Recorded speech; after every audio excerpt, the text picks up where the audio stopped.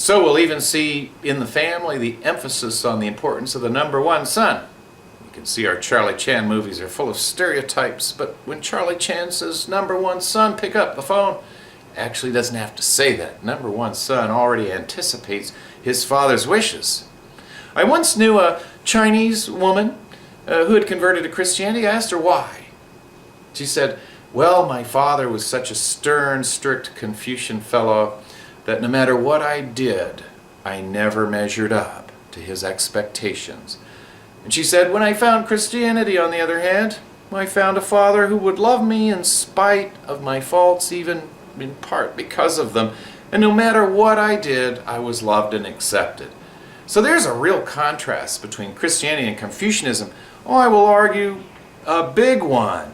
And Islam and Christianity look like kissing cousins, if not brothers, compared to Confucianism.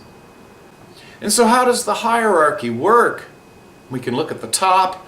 That's the emperor, as close to God as we're going to get with Master Kong. If we think about it, Americans follow their presidents. Really every country follows their leaders very meticulously. They're the ones in the papers and on the posters and the like. And so for Confucius, everyone must do their job and all will be well. Parents must be parents, he said. It's a disaster when the kid's in charge. I've seen that more than a few times in my experience in America. More controversial in this period of time would be the idea that wives should obey husbands. The husband's supposed to be a good guide. The wife can leave him if he's not, or if he's abusive. On the other hand, the wife is supposed to obey the husband. Confucius even had the idea of separate sides of the street for men and women. Well, that didn't catch on, did it? But historically, in some Confucian cultures, women walked behind their husband by 3 paces. And so, parent to child, husband to wife, and then older sibling to younger sibling. Of course, that hierarchy is topped out by the old number one son, even if he has an older sister. But beyond that, Confucianism privileges age. If we think of American leaders, Obama, Bush, Clinton, we like those handsome young fellows. But in China, we can look at Deng Xiaoping and Mao Zedong, and we see men ruling even beyond sanity.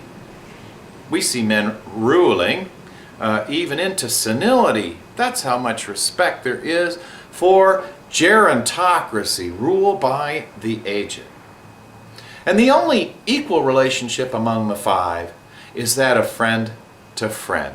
And supervisors should never be friends with the people they supervise. That includes professors being friends with students. He thought that disrupts the relationship of the hierarchy and threatens to crumble the edifice of authority and control that legitimates the positions people have in society, to the point where teachers wore special hats and government administrators and the like to denote for the people at large their important jobs in society. And they were the go-to people for questions